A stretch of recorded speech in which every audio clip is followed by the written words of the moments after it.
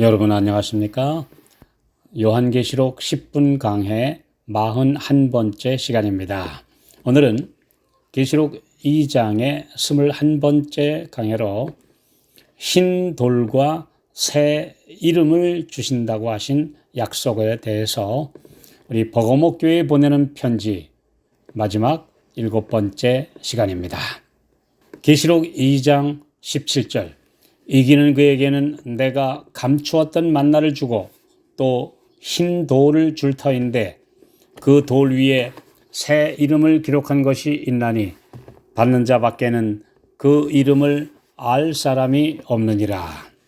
버거모 시대는 순결한 초대교회와 핍박받는 서머나 교회에서 타협과 배도로 교황권이 탄생하기까지의 기간인데 이 200여 년간 신실하고 충성되게 안디바 같이 목숨을 바쳐 신앙을 지킨 성도들에게 하나님께서는 만나와 함께 흰 돌을 주심하고 약속하셨습니다.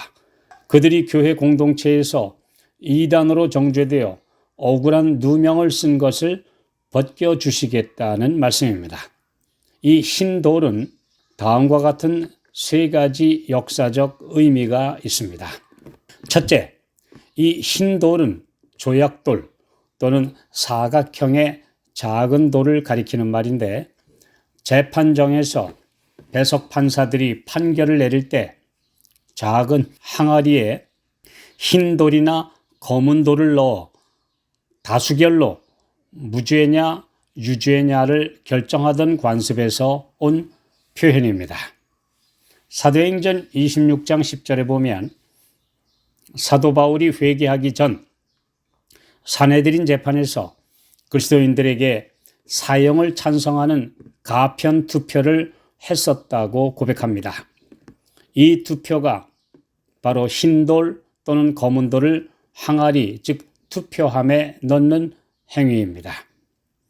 교회가 배도하여 권력을 쥔 종교 국가가 되면서 신앙 양심을 지키려는 많은 성도들이 이단이라는 유죄 선고를 받고 순교를 당했습니다. 이 세상에서 억울한 누명을 쓰고 목숨까지 빼앗긴 성도들에게 주님은 하늘 법정에서 무죄 선고를 하시겠다는 약속을 하신 것입니다. 로마서 8장 33절 34절 누가 능히 하나님의 택하신 자들을 송사하리요 의롭다 하신 이는 하나님이시니 누가 정죄하리요 죽으실 뿐 아니라 다시 살아나신 이는 그리스도 예수시니 그는 하나님 우편에 계신 자요 우리를 위하여 간구하시는 자시니라. 둘째, 흰 돌은 그리스와 로마에서 운동 경기의 우승자에게 메달처럼 수여하여 평생의 명예가 된 표시입니다. 이 메달을 소유하면 공공시설에 무료 입장할 수 있었고 사회에서 저명 인사가 되는 특권을 표시하는 훈장이기도 했습니다. 로마의 검투사에게는 테세라라고 부르는 이 돌에 이름을 새겨 가슴에 달고 다니는 것이 이긴 자라는 오늘날의 챔피언 벨트 또는 트로피와 같은 것이었습니다. 사도 바울에게 이것은 금방 시드는 월계수관이 아니라 영광의 면류관과 같은 승리자의 메달이었습니다. 영광의 하늘 예루살렘의 문은 하늘 입장권을 소지한 그리스도인들을 위해 활짝 열릴 것입니다. 그들은 정정당당하게 이긴 자로서 그 문으로 들어가게 될 것입니다. 마태복음 25장 34절 그때의 임금이 그 오른편에 있는 자들에게 이르시되 내 아버지께 복받을 자들이여 나와 창세로부터 너희를 위하여 예비된 나라를 상속받으라. 7교회에 보내시는 편지마다 빠짐없이 등장하는 이기는 그에게는 이라는 약속들은 그리스도인의 삶이 투쟁의 연속임을 가리킵니다. 그래서 사도는 선한 싸움을 싸우라고 권면하는데 이 싸움의 제일 가는 상대는 바로 자아입니다.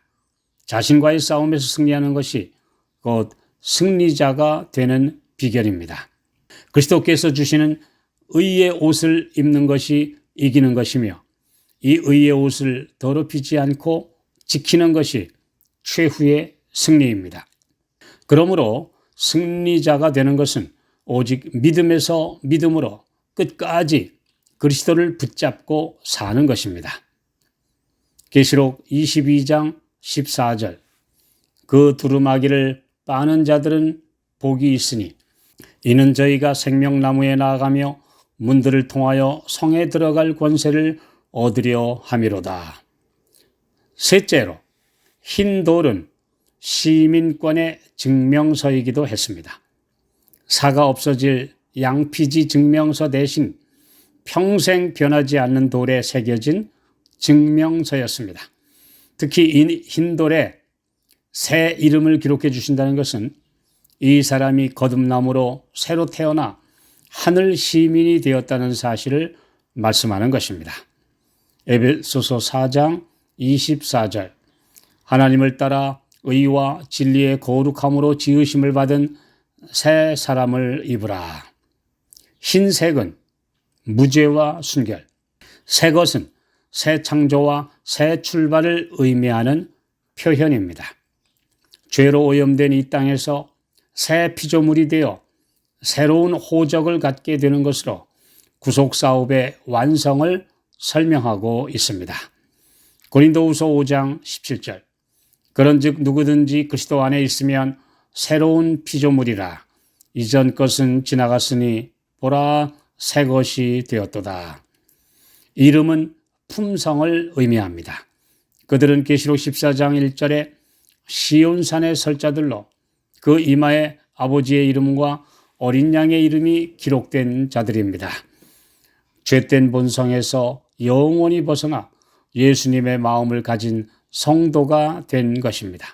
하늘에 들어갈 성도들은 다 새로운 본성, 신의 성품을 받게 될 것입니다.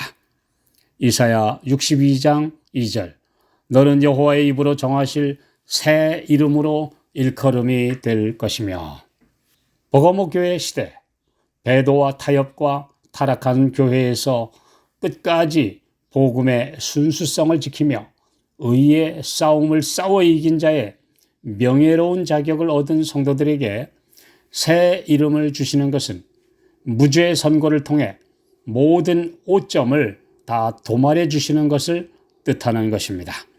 그 누구도 완전한 사람은 없습니다. 그리스도의 보혈만이 의롭다 하시며 최후 속죄에서 완전한 정결을 이루어 주실 것입니다. 하나님께서는 아브라함에게 아브라함 곧 열국의 아버지라는 이름을 주셨고 발꿈치를 잡고 태어난 자를 뜻하는 야곱에게 이스라엘 곧 하나님과 씨름하여 이긴 자라는 새 이름을 주셨습니다. 예수님은 시몬에게 베드로 조약돌이라는 의미의 새 이름을 주셨고 사울은 바울이 되었으며 구브로 출신 요셉은 바나바 곧 권면하고 위로하는 목자라는 영예로운 이름을 제자들로부터 얻게 되었습니다. 그리스도를 영접하기 전에 나의 이름과 품성은 어떠했습니까?